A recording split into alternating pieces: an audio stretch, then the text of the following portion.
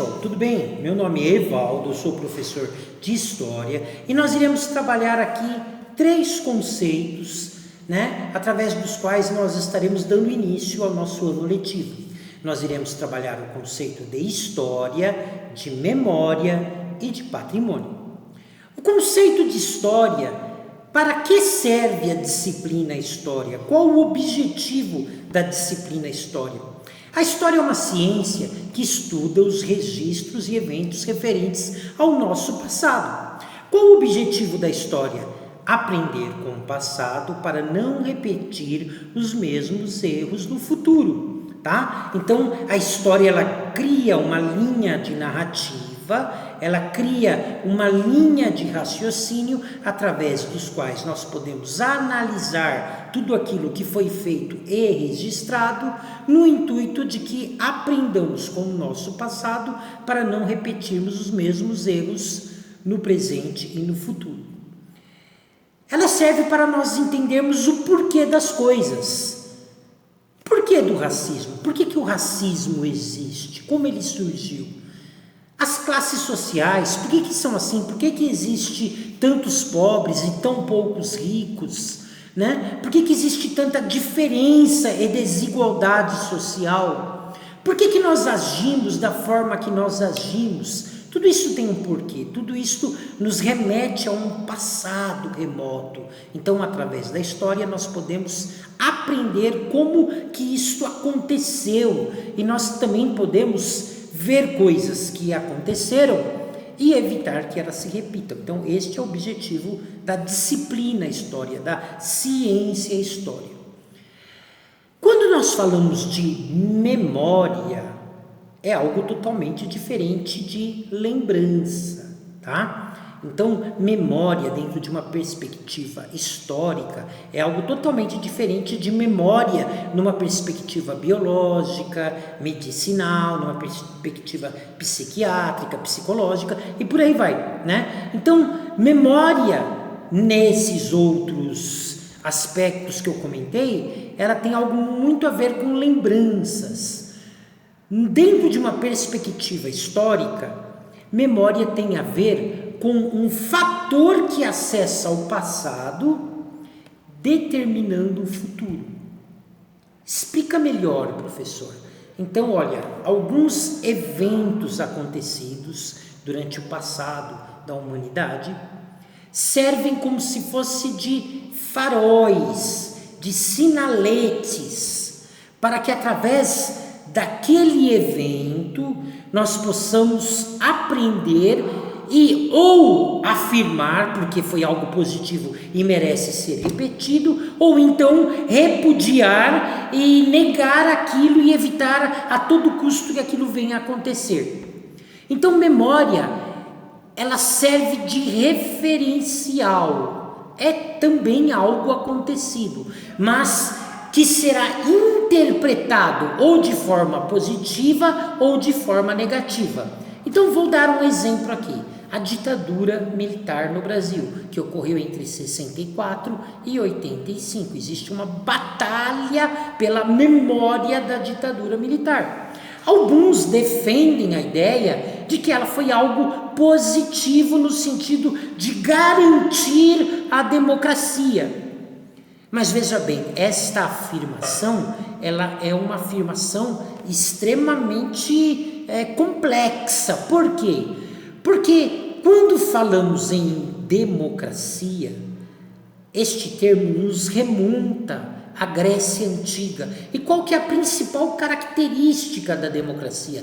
O direito das pessoas elegerem os seus representantes. Foi isso que aconteceu lá na Grécia.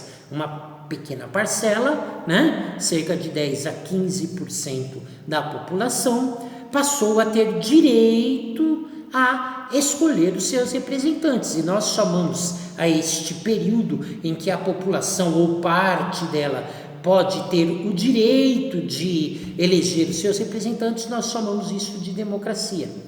Ora, veja bem, se a ditadura militar no Brasil veio com o intuito de garantir a democracia, por que o brasileiro deixou de ter o direito de escolher os seus representantes entre 64 e 85?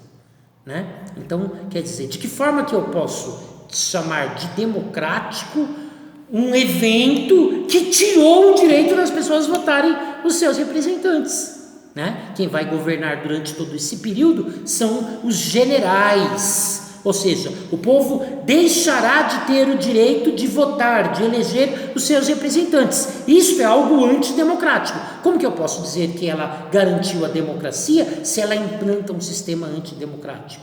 Então aí já nós encontramos um aspecto totalmente complexo e até conflitante, né? Nessa perspectiva de que a ditadura militar foi um evento democrático, né? Mas alguns tendem a passar uma memória positiva da ditadura militar, no sentido de dizer que ela foi um evento democrático, de que ela foi algo positivo, né? Agora, existe já uma outra visão, uma outra perspectiva da memória a respeito da ditadura militar, que é totalmente inversa a esta, que é o quê? Que ela é antidemocrática, por quê? Porque ela depôs o presidente eleito. Ela é antidemocrática por quê? Porque a Câmara foi fechada. Ela é antidemocrática por quê? Porque ela cassou os direitos, né? Os direitos civis, né? O habeas corpus, o direito de defesa, né? Ela acabou com vários partidos políticos e só poderiam existir dois, sendo que esses dois estavam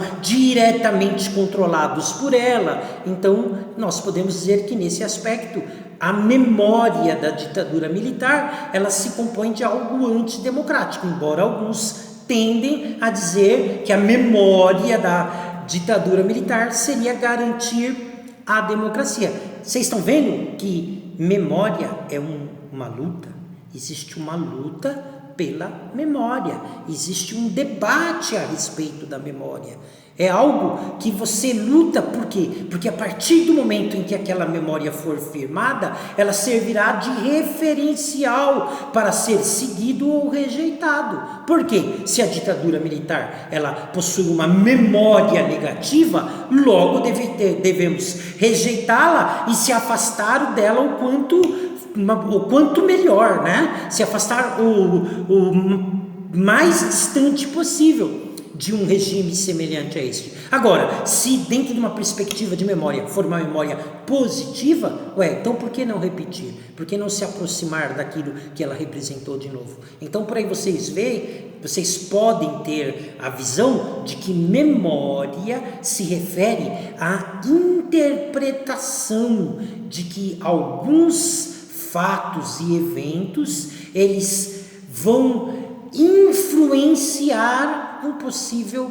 presente e futuro, ok? Então, memória tem a ver com isso, um fator que acessa o passado determinando o futuro, e é uma batalha pela memória, né? O Dia da Consciência Negra tem a ver com memória, a memória do povo negro, a memória do que foi feito com o negro entre 1550 e 1888, ou seja, mais de 300 anos de escravidão. O Dia da Consciência Negra é para celebrar a memória do que foi feito com eles, ok? Então, neste dia nós vamos nos lembrar da escravidão, do sofrimento, de tudo que foi feito com eles. Com que intuito? Para aprendermos e não repetirmos, com o intuito de tentar amenizar as consequências, de tentar, digamos assim, de uma certa forma, diminuir os prejuízos, entendeu? De uma forma que possamos garantir hoje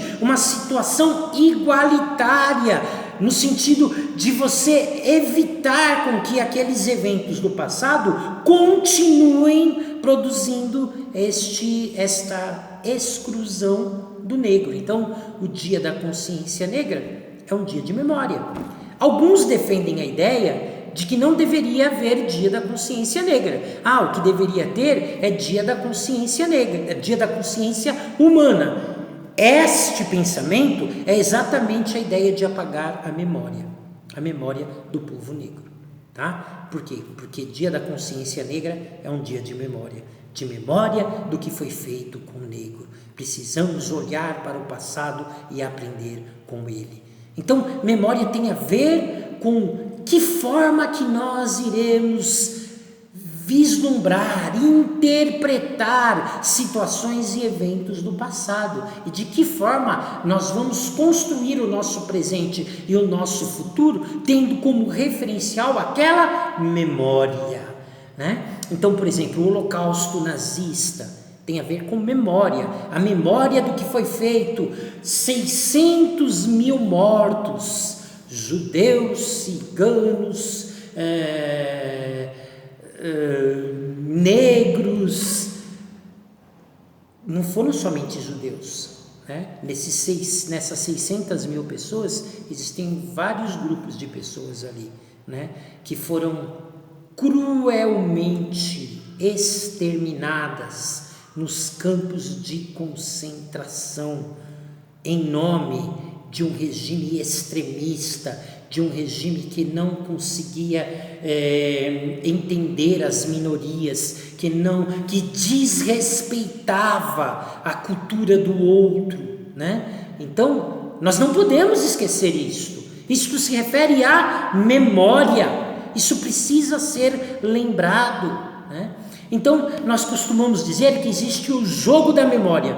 E o jogo da memória não é aquele joguinho que você jogava quando você era criança, não. O jogo da memória é o seguinte: é um jogo de querer lembrar ou querer esquecer. Alguns defendem a ideia de que esses eventos, como ditadura militar, como as torturas, como a cassação dos direitos, né, civis, eventos como a escravidão, como o sofrimento do povo negro durante esses mais de 300 anos, eventos como o Holocausto nazista, o extermínio, né, de 600 mil pessoas em câmeras de gás. Alguns defendem que nós deveríamos esquecer. Vamos esquecer, vamos virar a página e começar algo novo. Não, em hipótese alguma. Precisamos nos lembrar. Isso precisa estar registrado na memória para que não repitamos os mesmos erros.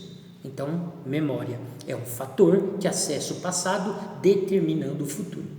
E patrimônio, que é o terceiro aspecto que nós estamos trabalhando nessa aula, tem a ver com lugares de memória ou situações de memória.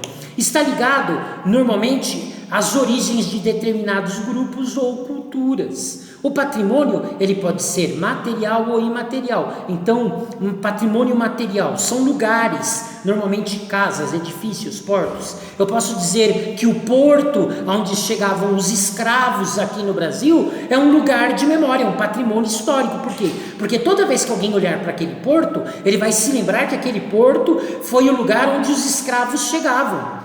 Então, é um patrimônio histórico, é um lugar de memória. Eu posso dizer também que uma determinada casa onde aconteceu um determinado evento é um lugar de memória. Todas as vezes que alguém olhar para aquele lugar, alguém vai se lembrar de algo acontecido ali, serve de um referencial de algo. Eu posso dizer que, por exemplo, aquela escola em Suzano, onde aconteceu aquela fatalidade, né, daqueles 2 adolescentes que entraram e mataram outros alunos, eu posso dizer que aquele lugar é um lugar de memória. Todas as vezes que alguém olhar para aquela escola, vai se lembrar do que aconteceu ali e por que aconteceu aquilo, né? Então é um lugar de memória. Isso são patrimônios materiais, mas o patrimônio ele pode ser imaterial. Então, uma dança, uma música, um evento, isso é algo que eu não posso pegar, mas que também é patrimônio imaterial, porque se refere a um povo, se refere a origem de um determinado grupo ou de uma cultura. Eu posso dizer que, por exemplo, o frevo, ele é um patrimônio cultural nordestino, porque toda vez que eu ver alguém dançando frevo, ou eu ouvir frevo, ou de alguma forma eu ver alguém dançando o frevo, logo eu vou me ligar àquele povo, àquela região, àquela cultura. Por quê? Porque é um patrimônio histórico nordestino. Não tem como eu separar o frevo do povo nordestino, é um patrimônio, uma coisa está ligada à outra, Então, uma comida como, por exemplo, o acarajé é um patrimônio histórico. Por quê? Porque quando eu como aquele alimento, ele está ligado diretamente a uma cultura, a cultura da Bahia, né? Elas que desenvolveram aquele alimentação, aquele prato. Então, tem toda uma ligação cultural envolvida. Alguns queijos que são feitos lá em Minas Gerais de forma artesanal, somente eles fazem daquela forma. Então, aquele queijo está ligado àquela cultura. É um patrimônio cultural mineiro, né? Então, patrimônio se refere a lugares de memória, a situações de memória, a objetos de memória que estão ligados a povos e culturas, tá? Ele pode ser material ou imaterial. Eu posso ouvir uma música, uma dança e ela ser um patrimônio histórico sem que eu possa pegar. Eu estou somente ouvindo ou apenas vendo, tá? Então, história, a ciência que estuda os registros e eventos referentes ao nosso passado. Memória é aquele fator que acessa o passado determinando o futuro, é a interpretação daquilo que aconteceu, dando indícios de que aquilo deve ser rejeitado ou reproduzido, tá? Isso é memória. E patrimônio é um lugar de memória, é algo que se refere à memória, é algo que caracteriza a memória, tá? Então, história, memória e patrimônio. Esta foi a nossa primeira aula, tá? Vocês vão lá no Google Classroom e também, né, em alguns casos, no grupo do WhatsApp, tá? E as atividades referentes a esta aula estarão lá. Espero que vocês tenham aproveitado, que vocês tenham entendido. Caso tenham alguma dúvida, estou à disposição. Me chame no WhatsApp que eu estarei respondendo e tirando as dúvidas, ok? Até a próxima aula, até mais. Fui!